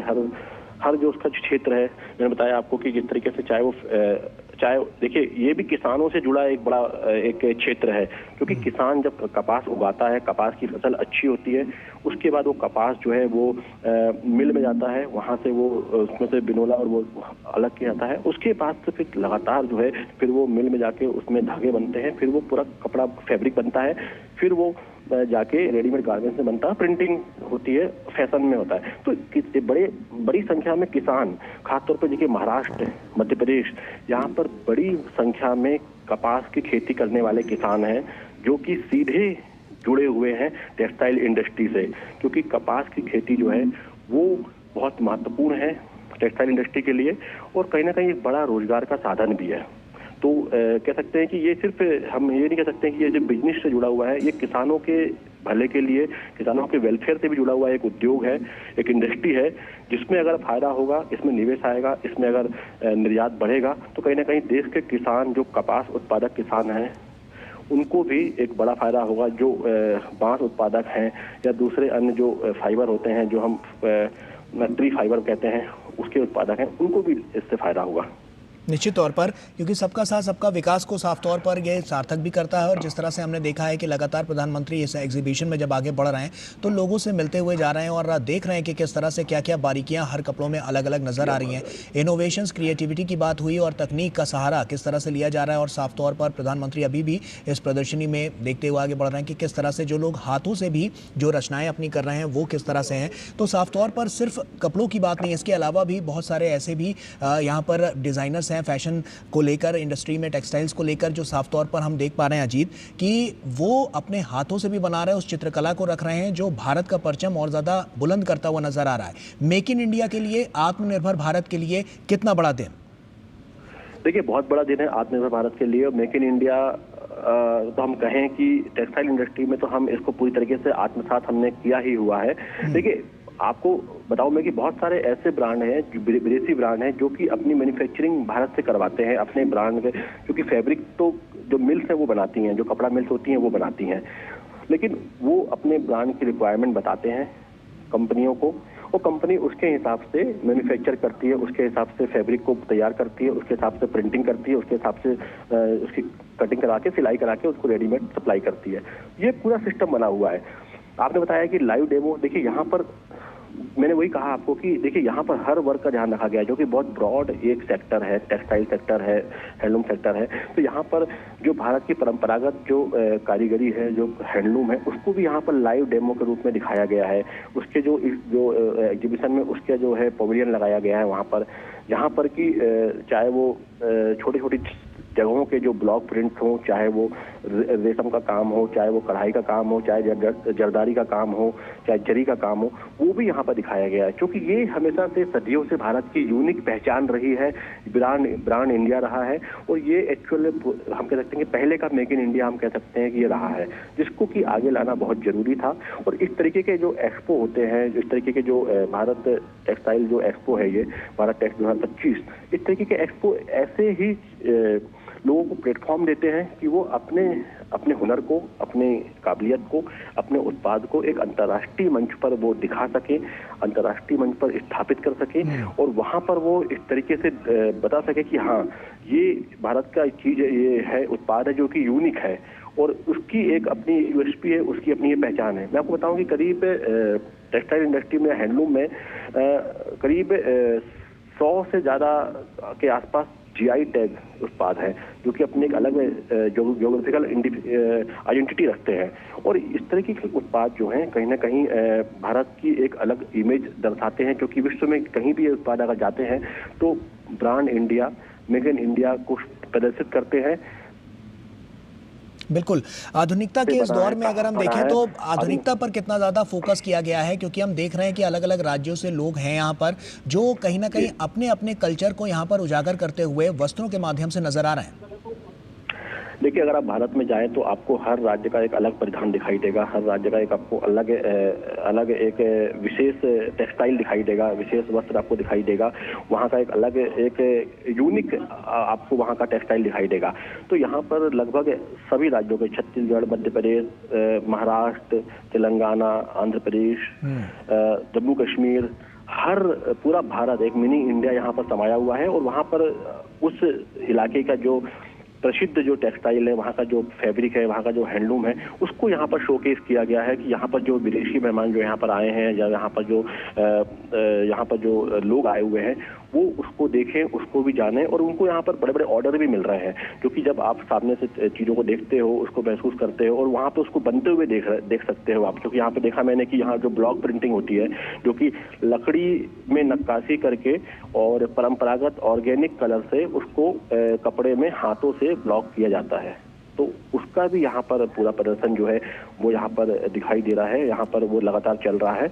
और देखिए, ये छोटी छोटी चीजें आपको यहाँ पर एक दिखाई दे रही है, लेकिन ये बड़े मायने रखती है यहाँ पर, क्योंकि एक पूरे भारत की जितनी भी विविधताएं हैं टेक्सटाइल में या हैंडलूम में, उसको एक मंच देना, एक जगह पर उसको स्थापित करना और वहाँ पर शोकेस करना, जहाँ पर कि दुनिया भर के लोग वहां पर पहुंच रहे हैं, वहां पर आ रहे हैं, तो अपने आप में बहुत ही एक अलग अनुभव होता है, बहुत ही यूनिक अनुभव होता है। मैं कल छत्तीसगढ़ के एक कारीगर से बात कर रहा था, तो उन्होंने बताया कि किस तरीके से वो छत्तीसगढ़ में जांजगीर चांपा एक जगह है, तो वहां से वो आए हुए हैं, और उन्होंने किस तरीके से ये जो उनका जो पुश्तैनी ये काम है और कई पीढ़ियों से वो करते आ रहे हैं, लेकिन इतना बड़ा मंच उन्हें पहले कभी नहीं मिला अपनी कला को दिखाने का, अपने ये फैब्रिक को दिखाने का, अपने हैंडलूम को दिखाने का। तो ये उसको एक उनके लिए बड़ी अपॉर्चुनिटी है कि वो यहाँ पर आए हुए हैं और कहीं ना कहीं खुशकिस्मत मानते हैं खुद को कि इतने बड़े एक्सपो में उनको अवसर मिला और यहाँ पर उन्हें बहुत सारे लोगों से उन्होंने नई चीज़ें देखी, नए सबसे उन्होंने कई नए अनुभव उनको हुए और कई सारे ऑर्डर्स भी उनको मिले आगामी भविष्य के लिए, जो कि उनको आर्थिक रूप से मजबूत करेंगे। तो मिनी इंडिया हम कह सकते हैं यहाँ पर है और पूरे भारत भर का जो यहाँ पर जो टेक्सटाइल इंडस्ट्री की जो खासियत है, जो यहाँ की उसकी जो उपयोगिता है, वो यहाँ पर प्रदर्शित हो रही है। यहाँ पर हमने देखा कि एक कंपनी है जो सिर्फ यूनिफॉर्म बनाती है, तो उसने किस तरीके से यूनिफॉर्म बनाई है, चाहे वो स्कूल यूनिफॉर्म से लेकर मिलिट्री, पैरामिलिट्री फोर्सेस और टेक्निकल हम कह सकते हैं कि जो फायर फाइटर होते हैं उनकी यूनिफॉर्म। तो इसमें स्पेशलाइजेशन का भी समय आ गया है कि आप किसी एक चीज पर काम करते हैं, किसी एक टेक्निक पे काम करते हैं, किसी एक फैब्रिक पे काम करते हैं और उसको वर्ल्ड वाइड अपने आप को इस्टेब्लिश करते हैं। तो वो एक इमेज क्रिएशन का भी दौर इस समय है और वो भी यहाँ पर दिखाई दे रहा है कि कई ऐसी भारतीय कंपनियां हैं जो कि अब वर्ल्ड वाइड जो है अंतर्राष्ट्रीय स्तर पर इस तरीके का जो टेक्निकल फैब्रिक होता है, जो कि सामरिक दृष्टि से बहुत महत्वपूर्ण होता है, इस तरीके का फैब्रिक जो है अब अंतर्राष्ट्रीय स्तर पर सप्लाई कर रही है। वहां से उनको ऑर्डर्स मिल रहे हैं, वहां से लगातार डिमांड्स आ रही हैं और जब यहाँ पर इस एक्सपो में और देशों के लोग भी आए हैं तो वो भी देख रहे हैं कि ये चीजें भारत में उपलब्ध हैं, क्योंकि बाहर से भारत की वो चीजें समझ में नहीं आती हैं, लेकिन जब वो यहाँ पर आकर देखते हैं कि इस तरह की चीजें भारत में उपलब्ध हैं और इतने कम रेट में है या इतने कम दाम में है, तो वो यहाँ पर B2B मीटिंग करके यहाँ पर उनको ऑर्डर देते हैं और कहीं ना कहीं उससे एक बड़ा हम कह सकते हैं कि ट्रेड एग्रीमेंट जो है या ट्रेड बेनिफिट जो है वो देश को मिलता है, भारत को मिलता है, यहाँ के लोगों को मिलता है, यहाँ के जो इंडस्ट्रिस्ट हैं उनको मिलता है। बिल्कुल अजीत, तमाम कंपनियों के सीईओ भी यहाँ पर मौजूद हैं, आपने उनसे बातचीत भी की होगी, उनके मन में किस तरह के विचार हैं, क्योंकि टेक्सटाइल इंडस्ट्री हम देख रहे हैं कि बहुत तेज़ गति से आगे बढ़ती हुई नज़र आ रही है। तो ऐसे में अब की बार उनके मन में क्या विचार नज़र आ रहे हैं, किस तरह से वो चीज़ों को देख रहे हैं और परख रहे हैं, और उनकी क्वालिटी के लिहाज से अगर हम बात करें तो उनको क्या नज़र आता है? क्योंकि भारत में हमने देखा है कि आप कहीं भी चले जाइए, हर राज्य का, हर शहर का एक अपना अलग पहनावा है। तो उस तरह से भारतीय संस्कृति को, कल्चर को लेकर वहाँ के जो बड़े कंपनियों के बड़े बड़े सीईओज हैं वो क्या मानते हैं? देखिए यहाँ पर हम कहें, देखिए अब कपड़े में अब बड़ी बड़ी कंपनियां जो है, टेक्सटाइल इंडस्ट्री में बड़ी बड़ी कंपनियां भी काम कर रही हैं। अब आप जानते हैं कि बहुत सारी कंपनियां ऐसी हैं जो कि अंतर्राष्ट्रीय स्तर पर ट्रेड करती हैं और उनके प्रतिनिधि भी यहाँ पर आए हुए हैं। तो वो जब देखते हैं कि एक सरकार सीरियस है, सरकार गंभीर है एक इकोसिस्टम डेवलप करने के लिए, और टेक्सटाइल इंडस्ट्री को लेकर सरकार जिस तरीके से कोशिश कर रही है कि इसको हम किस तरीके से आगे बढ़ाएं, किस तरीके से इस तरीके के एक्सपो के माध्यम से उसको हम एक शक्ति दें, मजबूती दें, तो वो कहीं ना कहीं वो खुशी हो रहे हैं। उनको लगता है कि उनका कहना है कि अगर हम जितनी एफर्ट हम लगाते हैं, अपने लोगों को बाहर भेजते हैं, वहाँ से उनको हम अपने सैंपल्स भेजते हैं, वहाँ से फिर वो आते हैं, फिर हमको ऑर्डर्स आते हैं, तो हमें कई सालों का तो हमारा काम जो है वो यहाँ पर ये 4 दिन के एक्सपो में ही हो जा रहा है। और यहाँ पर जिस तरीके का यहाँ पर जो एक सरकार ने सपोर्टिव सिस्टम क्रिएट किया है वो कहीं ना कहीं इंडस्ट्री के लिए आने वाले समय में बहुत बेहतर साबित होगा। और इंडस्ट्रीज को जिस तरीके से पहले मदद मिली है, चाहे वो हम बात करें, देखिए हर राज्य अपनी एक पॉलिसी बना रहा है, हर राज्य जो है अपनी एक पॉलिसी बना रहा है जहां पर कि वो कोशिश कर रहा है कि ज़्यादा से ज़्यादा निवेश हो सके। अभी कुछ दिन पहले हमने देखा कि इन्वेस्टर समिट हुई राजस्थान में, उसके बाद उड़ीसा में हुई है, और अभी 24-25 फरवरी को मध्य प्रदेश में इन्वेस्टर समिट होने वाली है, ग्लोबल इन्वेस्टर समिट। तो वहाँ पर जो स्पेशल इकोनॉमिक जोन जो बनाए गए हैं, वहाँ पर टेक्सटाइल पार्क डेवलप किए गए हैं, और ऐसे इंडस्ट्री जो है वहाँ पर जाकर अपने जब पार्क लगाते हैं, वहाँ पर जो सरकार को सपोर्ट करती है, तो कहीं ना कहीं एक बड़ा इकोसिस्टम क्रिएट होता है जो कि टेक्सटाइल इंडस्ट्री के लिए कई मायनों में काफी मददगार साबित होता है। और इस तरह के जो एक्सपो होते हैं वहाँ पर जब ये तमाम सीईओ, तमाम बड़े बड़े लोग जो हैं, जो इस क्षेत्र के माहिर लोग जब मिलते हैं, तो कहीं ना कहीं आपस में उनके बीच में बिजनेस टू बिजनेस मीटिंग होती है, उनके बाद में बिजनेस टू कस्टमर मीटिंग्स होती हैं, सेमिनार्स होते हैं, तो उससे एक बड़ा दायरा बढ़ता है, बड़ा कहीं ना कहीं बड़े लेवल पे वो जो ब्रांड इंडिया की जो इमेज है उसको स्टेब्लिश कर पाते हैं। और अंतर्राष्ट्रीय स्तर पे जिस तरीके से पिछले कुछ वर्षों में हमने देखा है कि हर सेक्टर में ये जो ब्रांड इंडिया की इमेज जो स्टेब्लिश हुई है और मेक इन इंडिया की जो इमेज स्टेब्लिश हुई है, उसका फायदा भी टेक्सटाइल इंडस्ट्री को मिल रहा है। और तमाम सीईओ हैं यहाँ पर, CAMI के जो चेयरमैन है उनसे हमने बात की, तो उन्होंने भी कहा है कि इस तरीके का जिस तरीके से ये एक्सपो इस बार लगा है, तो ये अपने आप में कहीं ना कहीं बेहतरीन परिणाम देने वाला है। और पिछले कुछ वर्षों में जिस तरीके से बदलाव आए हैं तमाम सेक्टर में, और भारत की जो एक छवि जो है वो मजबूत हुई है, तो उसका भी फायदा जो है वो टेक्सटाइल इंडस्ट्री को मिल रहा है। और भारत की जो एक पॉजिटिव छवि है उससे कहीं ना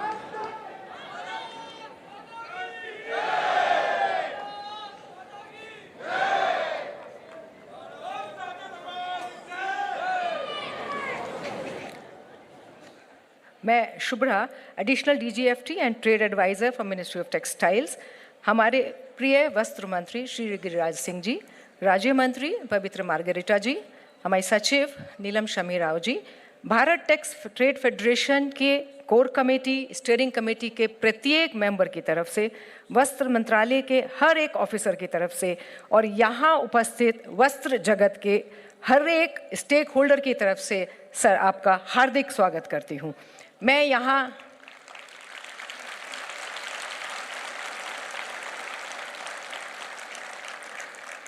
आए हुए हमारे विदेशी मेहमानों का भी बहुत स्वागत करती हूँ। सर, कपड़ा क्षेत्र सही मायनों में भारत को रिप्रेजेंट करता है। प्रत्येक राज्य, प्रत्येक गांव के लोग इससे किसी ना किसी तरह से जुड़े हुए हैं। करीब 11 करोड़ लोग इस उद्योग से बंधे हैं। इसी विषय पर हमारे प्रिय मंत्री जी को हमेशा कंसर्न रहता है। हर पल वो इस पर विचार करते हैं कि किस तरह से व्यवसाय की ओर से और ज़्यादा से ज़्यादा अपॉर्चुनिटी बढ़ाई जाए। मैं आदरणीय वस्त्र मंत्री जी को, श्री गिरिराज सिंह जी को आमंत्रित करती हूँ कि वो अपना स्वागत संबोधन दें। सर, इनका उत्साह और उत्सुकता एक विद्यार्थी जैसी है। ये नए नए फाइबर्स के बारे में, रिसर्च के बारे में इंडस्ट्री से इतनी चर्चा करते हैं कि बहुत सब लोगों को इनसे बहुत ज़्यादा प्यार है। सर बोलिए भारत माता की, भारत माता की, नरेंद्र मोदी जिंदाबाद। इसलिए मैंने कहा कि आप सब जो यहाँ बैठे हैं, जो यहाँ पर एग्जीबिटर हैं, सब हमारे देश के हैं। इसलिए मैंने ये कहा, माननीय प्रधानमंत्री जी, मैं आपका स्वागत किस रूप में करूं, क्योंकि आपके कारण, आपके सोच के कारण भारत टैक्स को पिछले साल आपने शुरू किया। ये पहली सालगिरह है, दूसरा है, दुनिया का सबसे बड़ा भारत टैक्स बन गया है, ये आपके कारण।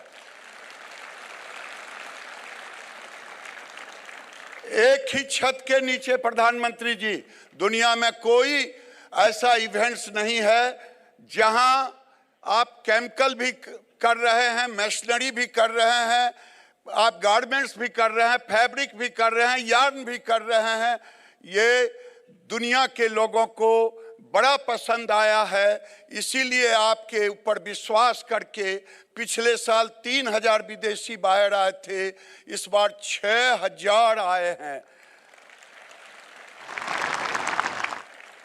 एग्जीबिटर भी 3500 थे, इस बार 5000 हैं।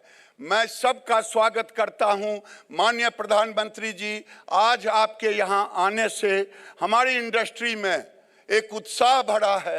विदेशों से काफ़ी आए हैं, एक एक देश से 300 आए हैं, रसा से, ऑस्ट्रेलिया से, कई देशों से। 110 देश पिछले बार आपके आदेश पर आए थे, आपके आग्रह पर आए थे, आपके निमंत्रण पर। इस बार 126 देश आए हैं। मैं सबका स्वागत करता हूं और माननीय प्रधानमंत्री जी को कोटि सा धन्यवाद देता हूं।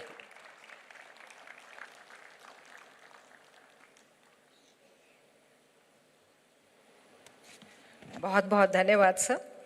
अब वो समय आ गया है जिसका यहाँ हर व्यक्ति को इंतज़ार था।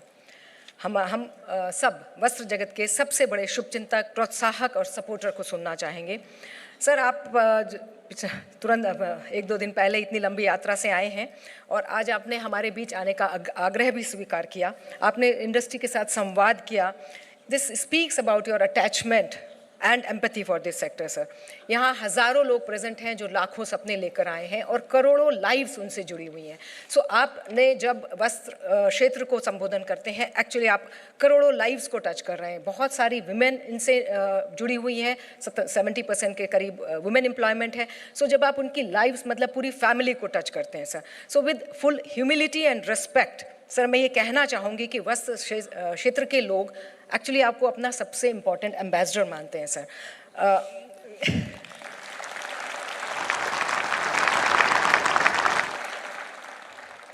सर, गत वर्ष सर आपके द्वारा जैसे बताया मंत्री जी ने, आपने भारत टैक्स का शुभारंभ किया था। आपने हमें कुछ सुझाव दिए थे, उनको हमने कोशिश की है कि पूरा निभा पाएँ। जैसे कि आपने कहा कि सब लोग मिलकर क्यों नहीं आते हैं, जुड़ते क्यों नहीं हैं, आप अलग अलग काउंसिल क्यों हैं, अलग अलग एसोसिएशंस क्यों हैं। तो सर आपको मुझे बताते बहुत खुशी होती है। सर हम एक इकाई बन गया है, इंडस्ट्री एक इकाई बन गया है जिसका नाम है BTTF, Bharat tax trade federation. So ये पूरा समारोह, पूरा कार्यक्रम अब BTTF ने किया है सर। एंड अगेन आपने कहा था कि जो पूरी वैल्यू चेन साथ नहीं क्यों नहीं रखते हो, पूरी मूल्य श्रृंखला साथ क्यों नहीं आती है। सो अगेन बहुत प्रसन्नता होती है मुझे बताते हुए। सर इस बार केमिकल्स एंड मशीनरी भी हमारे साथ हैं। So it's a complete forward and backward integration, the whole value chain, पूरी मूल्य श्रृंखला हमारे साथ इस भारत टैक्स के साथ जुड़ी हुई है। आपने कहा कि नए मार्केट्स एंड नए प्रोडक्ट्स के ऊपर थोड़ा सा आप लोगों को ध्यान देना चाहिए। एंड मैं बताती हूँ सर, हर काउंसिल ने एक्चुअली नए नए प्रोडक्ट्स ढूंढे हैं, टैरिफ लाइन वाइज स्ट्रेटजीज बना रहे हैं, नए नए मार्केट्स में के साथ इंगेज कर रहे हैं और उसमें एक्सप्लोरेशन चल रहा है। सर मैं अब आपको आमंत्रित करती हूँ सर, मैं आपसे निवेदन करती हूँ कि आप हमें संबोधित करें और हमारा मार्गदर्शन करें आगे जाने का।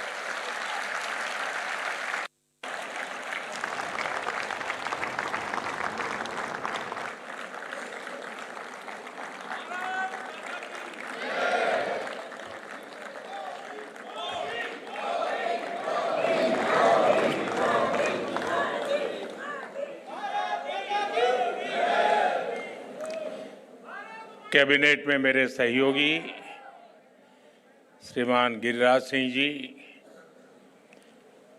पवित्रा मार्गरीटा जी, विभिन्न देशों के राजदूत, वरिष्ठ राजनयिक, केंद्र और राज्य सरकार के अधिकारी, फैशन और टेक्सटाइल वर्ल्ड के सभी दिग्गज, एंटरप्रेन्योर्स, छात्र छात्राएं, मेरे बुनकर और कारीगर साथी, देवी और सज्जनों, आज भारत मंडपम भारत टैक्स के दूसरे आयोजन का साक्षी बन रहा है। इसमें हमारी परंपराओं के साथ ही विकसित भारत की संभावनाओं के दर्शन भी हो रहे हैं। ये देश के लिए संतोष की बात है कि हमने जो बीज रोपा है, आज वो वटवृक्ष बनने की राह पर तेज गति से बढ़ रहा है। भारत टैक्स अब एक मेगा ग्लोबल टेक्सटाइल इवेंट बन रहा है। इस बार वैल्यू चेन का पूरा स्पेक्ट्रम, इससे जुड़े 12 समूह एक साथ यहां हिस्सा ले रहे हैं।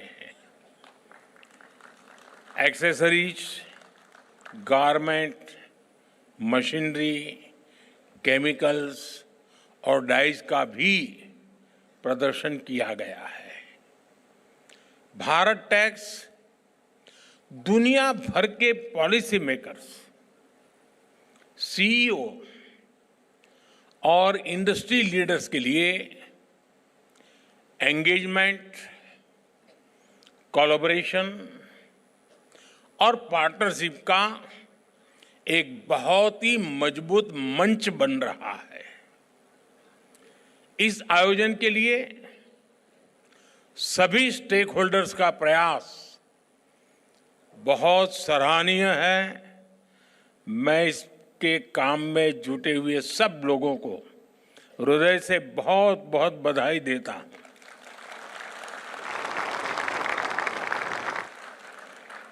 साथियों, आज भारत टैक्स में 120 से ज्यादा देश हिस्सा ले रहे हैं।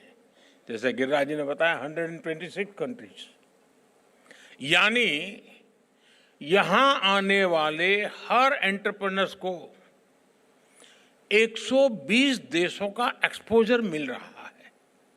उन्हें अपने बिजनेस को लोकल से ग्लोबल बनाने का अवसर मिल रहा है। जो एंटरप्रेन्योर्स नए बाजारों की तलाश में हैं, उन्हें यहां विभिन्न देशों की कल्चरल नीड्स की जानकारी मिल रही है। थोड़ी देर पहले मैं प्रदर्शनी में लगे स्टॉल्स को देख रहा था। ज्यादा तो नहीं देख पाया, अगर पूरा देखता तो शायद मुझे 2 दिन लगते, और इतना समय तो आप मुझे परमिट भी नहीं करेंगे।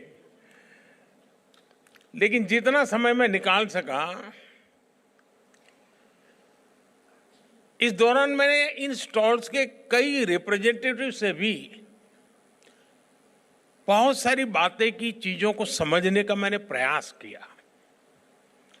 कई साथी बता रहे थे कि पिछले साल भारत टैक्स से जुड़ने के बाद उन्हें बड़े स्केल पर नए बायर्स मिले, उनके बिजनेस का विस्तार हुआ। और मैं तो देख रहा था एक बड़ी यानी मधुर कंप्लेन मेरे सामने आई।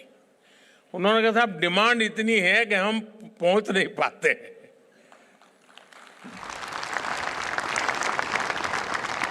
और कुछ साथियों ने मुझे कहा कि साहब एक फैक्ट्री लगानी है तो एवरेज हमें 70-75 करोड़ रुपया खर्च लगता है और 2000 लोगों को काम देते हैं।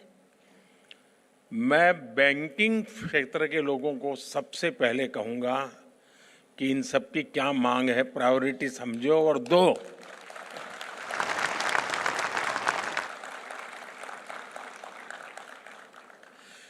साथियों, इस आयोजन से टेक्सटाइल सेक्टर में इन्वेस्टमेंट्स, एक्सपोर्ट और ओवरऑल ग्रोथ को जबरदस्त बढ़ावा मिल रहा है।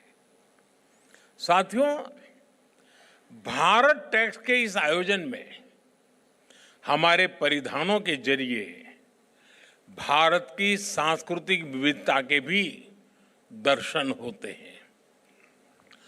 पूरब से पश्चिम, उत्तर से दक्षिण, हमारे यहां कितने तरह के पारंपरिक परिधान हैं।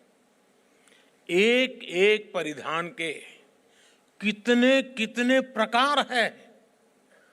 लखनवी चिकन, राजस्थान और गुजरात की बांधनी, गुजरात का पटोला और मेरी काशी का बनारसी सिल्क,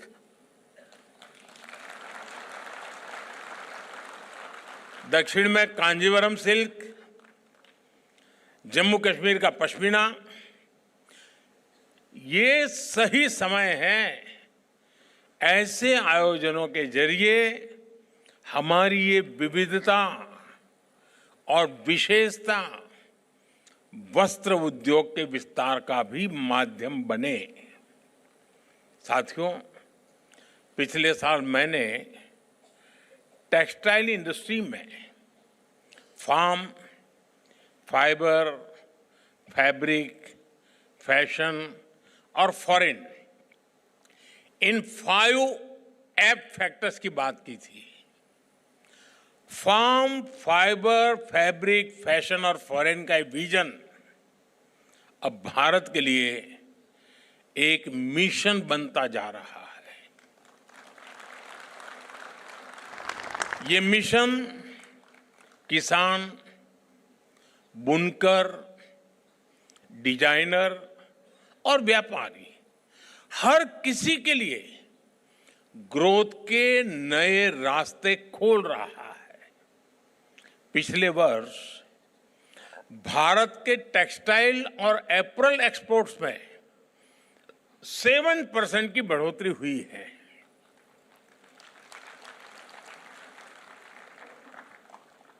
अब आप 7% में ताली बजाओगे तो मेरा होगा क्या?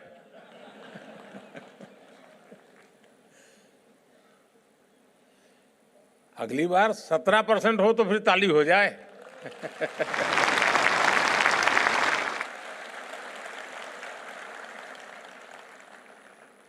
आज हम दुनिया के छठे सबसे बड़े टेक्सटाइल और एपरल्स एक्सपोर्टर है। हमारा टेक्सटाइल निर्यात 3 लाख करोड़ रुपए तक पहुंच चुका है। अब हमारा लक्ष्य है 2030 तक हम इसे 9 लाख करोड़ रुपए तक लेकर जाएंगे। मैं भले बोलता यहाँ हूँ ये 2030 की बात, लेकिन आज जो मैंने वहाँ जो मिजाज देखा है तो मुझे लगता है कि शायद आप ये मेरा आंकड़ा गलत सिद्ध कर देंगे और 2030 के पहले ही काम पूरा कर देंगे। साथियों, इस सफलता के पीछे पूरे 1 दशक की मेहनत है, 1 दशक की कंसिस्टेंट पॉलिसी है। इसलिए पिछले 1 दशक में हमारे टेक्सटाइल सेक्टर में विदेशी निवेश 2 गुना हुआ है। और आज मुझे कुछ साथी बता रहे थे कि साहब बहुत सारी विदेशी कंपनियां भारत में इन्वेस्टमेंट करने के लिए आना चाहती हैं। तो मैंने उनसे कहा कि देखिए, आप हमारे सबसे बड़े एम्बेसडर हैं। जब आप कहेंगे तो कोई भी बात मान लेगा, सरकार कहेगी तो उस जांच करने जाएगा, ये सही है, गलत है, ठीक है, नहीं है। लेकिन अगर उसी फील्ड का व्यापारी जब कहता है तो मान लेता है, हाँ यार मौका है, चलो। साथियों, आप सब जानते हैं टेक्सटाइल देश में सबसे ज्यादा रोजगार के अवसर देने वाली इंडस्ट्री में से एक महत्वपूर्ण इंडस्ट्री है। भारत की मैन्युफैक्चरिंग में ये सेक्टर 11% का योगदान दे रहा है। और इस बार आपने बजट में देखा होगा, हमने मिशन मैन्युफैक्चरिंग पर बल दिया है। उसमें आप सब भी आ जाते हैं। इसलिए जब इस सेक्टर में निवेश आ रहा है, ग्रोथ हो रही है, तो उसका फायदा करोड़ों टेक्सटाइल वर्कर्स को मिल रहा है। साथियों, भारत के टेक्सटाइल सेक्टर की समस्याओं का समाधान और संभावनाओं का सृजन, ये हमारा संकल्प है। इसके लिए हम दूरदर्शी और लॉन्ग टर्म आइडियाज पर काम कर रहे हैं। हमारे इन प्रयासों की झलक इस बार के बजट में भी दिखती है। हमारे देश में कॉटन सप्लाई रिलायबल बने, भारतीय कॉटन ग्लोबली कॉम्पिटिटिव बने, इसके लिए हमारी वैल्यू चेन मजबूत हो। इंडस्ट्री की ऐसी सभी जरूरतों को ध्यान में रखते हुए हमने मिशन फॉर कॉटन प्रोडक्टिविटी का एक ऐलान किया है। हमारा फोकस टेक्निकल टेक्सटाइल जैसे सनराइज सेक्टर्स पर भी है। और मुझे याद है, मैं जब गुजरात में था, मुख्यमंत्री के नाते मुझे सेवा करने का अवसर मिला था, तो आपके टेक्सटाइल वालों से मेरा मिलना जुलना होता था। और उस समय जब मैं उनको टेक्निकल टेक्सटाइल की बातें करता था तो मुझे पूछते थे, आप क्या चाहते हैं।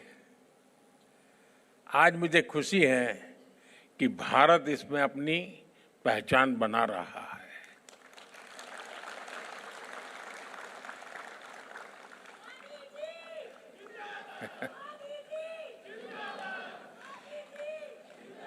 हम स्वदेशी कार्बन फाइबर और उससे बनने उत्पादों को बढ़ावा दे रहे हैं।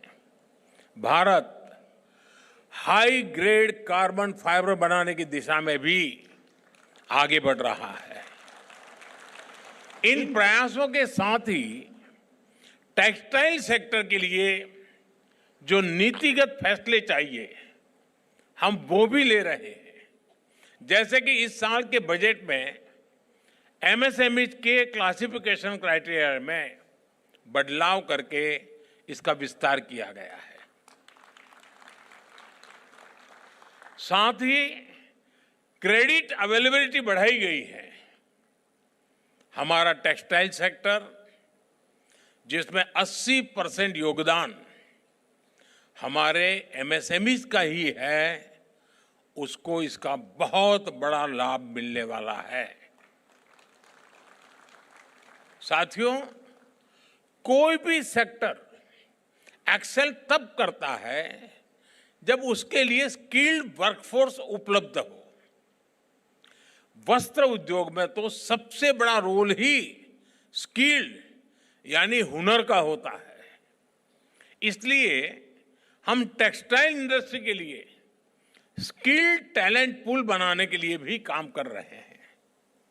हमारे national centres of excellence for skilling इस दिशा में बड़ी भूमिका निभा रहे हैं।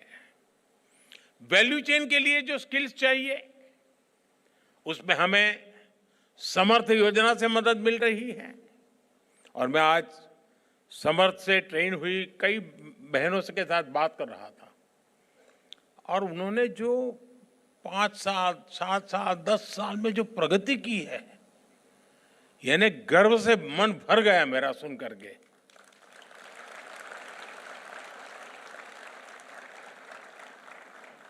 हमारी ये भी कोशिश है कि टेक्नोलॉजी के इस दौर में हैंडलूम की ऑथेंटिसिटी को, हाथ के कौशल को भी उतना ही महत्व मिले।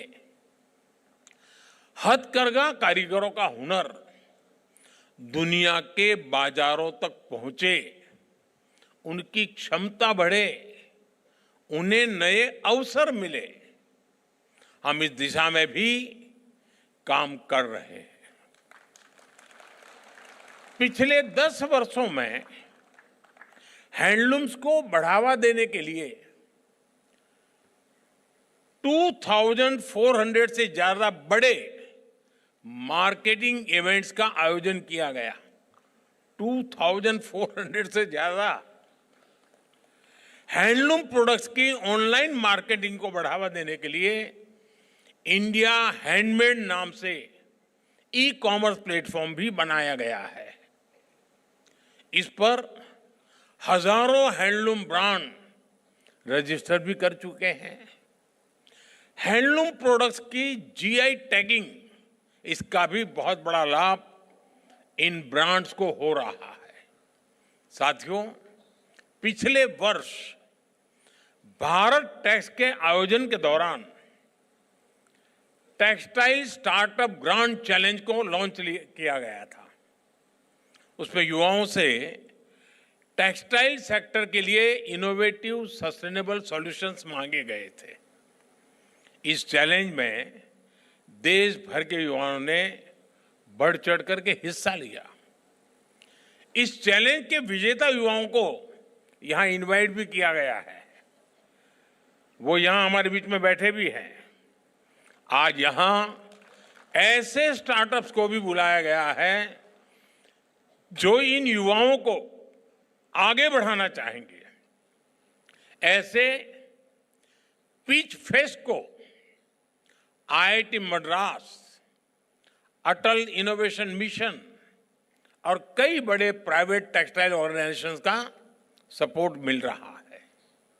इससे देश में स्टार्टअप कल्चर को बढ़ावा मिलेगा।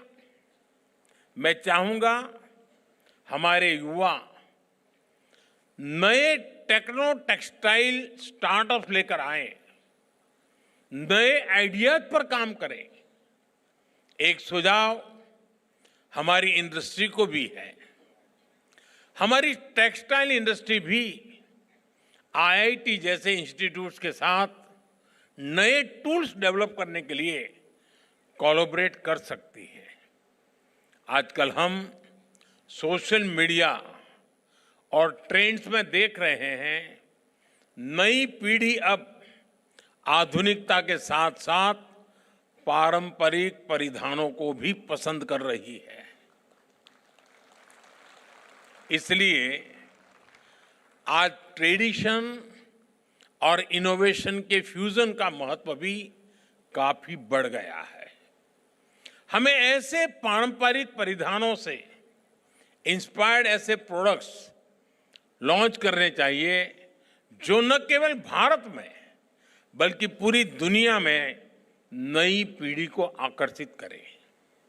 एक और अहम विषय टेक्नोलॉजी की बढ़ती भूमिका का भी है। नए ट्रेंड डिस्कवर करने में, नए स्टाइल्स क्रिएट करने में अब एआई जैसी टेक्नोलॉजी की भूमिका लगातार बढ़ती जा रही है। अभी जब मैं निफ्ट के स्टॉल पर गया तो वो मुझे बता रहे थे कि हम एआई के माध्यम से 2026 का ट्रेंड क्या होगा, हम उसको अब प्रमोट कर रहे हैं। वरना पहले दुनिया के और देश ही हम कहते थे काला पहनो, हम पहन लेते थे। अब हम दुनिया को कहेंगे क्या पहनना है।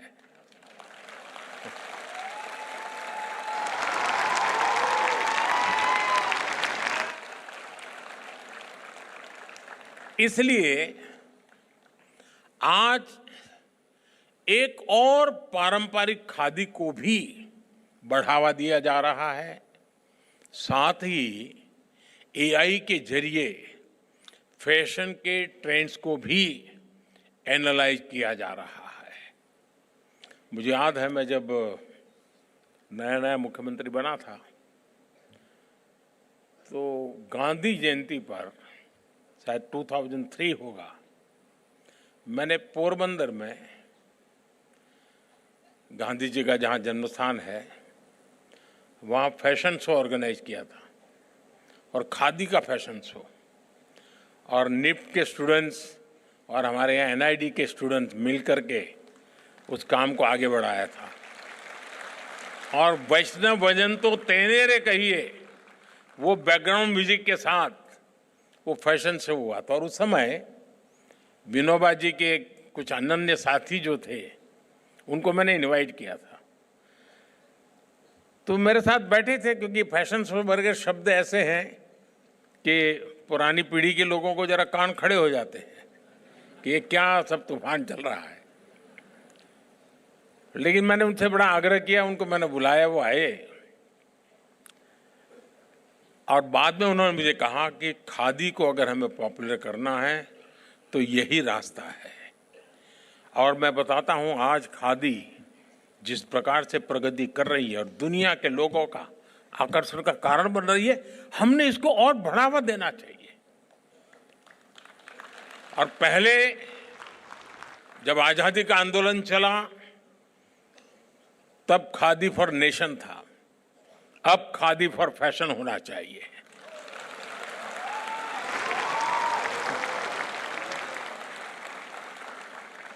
साथियों, कुछ दिनों पहले जैसा भी अनाउंसर बता रहे थे, मैं विदेश दौरे पर से ही आया हूं।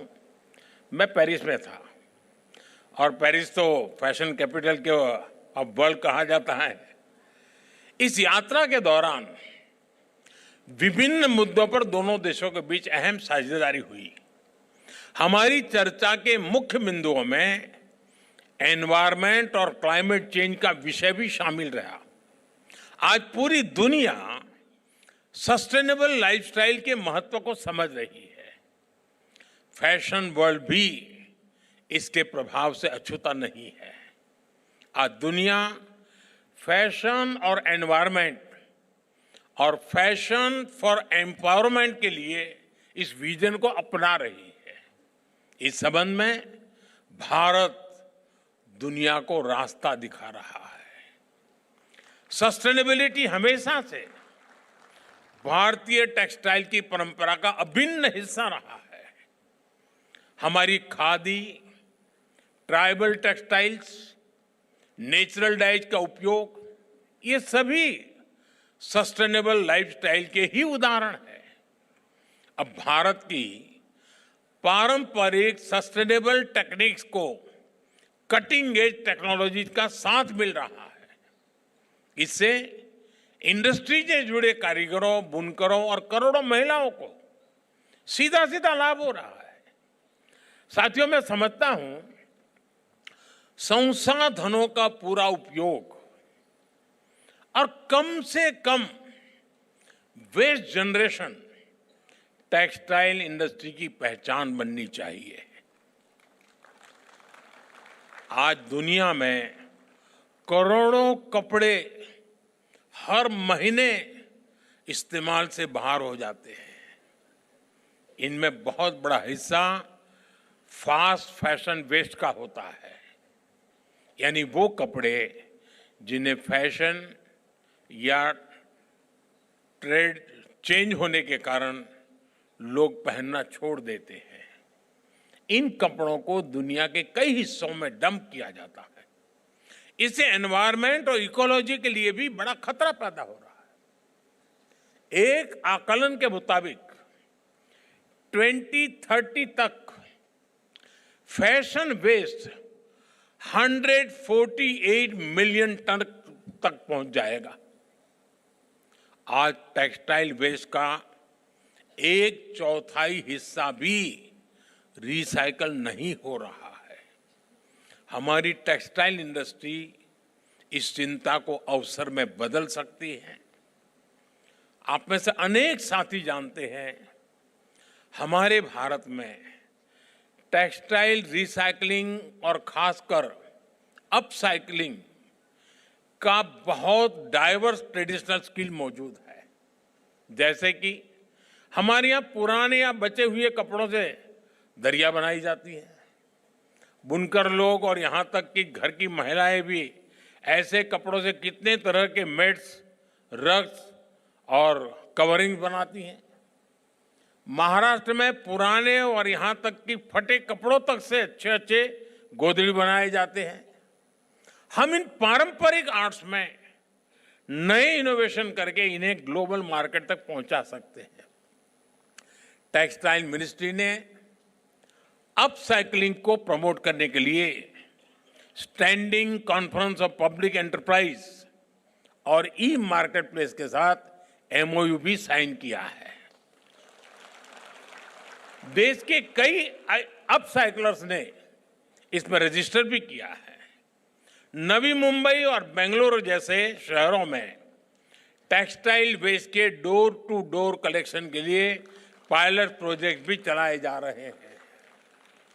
मैं चाहूंगा हमारे स्टार्टअप्स इन प्रयासों से जुड़े, इन अवसरों को एक्सप्लोर करें और अर्ली स्टेप लेकर इतने बड़े ग्लोबल मार्केट में लीड लें। अगले कुछ वर्षों में भारत की टेक्सटाइल रिसाइकलिंग मार्केट $400 मिलियन तक पहुंचने की संभावना है, जबकि ग्लोबल रिसाइकल टेक्सटाइल मार्केट करीब $7.5 बिलियन तक पहुंचने का अनुमान है। अगर हम सही दिशा में आगे बढ़ें तो भारत इसमें और बड़ा शेयर हासिल कर सकता है। साथियों, सैकड़ों वर्ष पहले जब भारत समृद्धि के शिखर पर था, हमारी उस समृद्धि में टेक्सटाइल इंडस्ट्री की बहुत बड़ी भूमिका थी।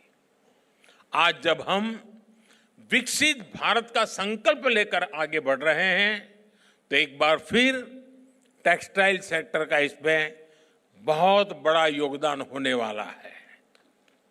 भारत टैक्स जैसे आयोजन इस सेक्टर में भारत की स्थिति को मजबूत बना रहे हैं। मुझे विश्वास है ये आयोजन इसी तरह हर वर्ष सफलता के नए कीर्तिमान गढ़ेगा नई ऊंचाइयों को छुएगा। मैं एक बार फिर इस आयोजन के लिए आप सभी को बहुत बहुत बधाई देता हूं। बहुत बहुत धन्यवाद। नमस्कार।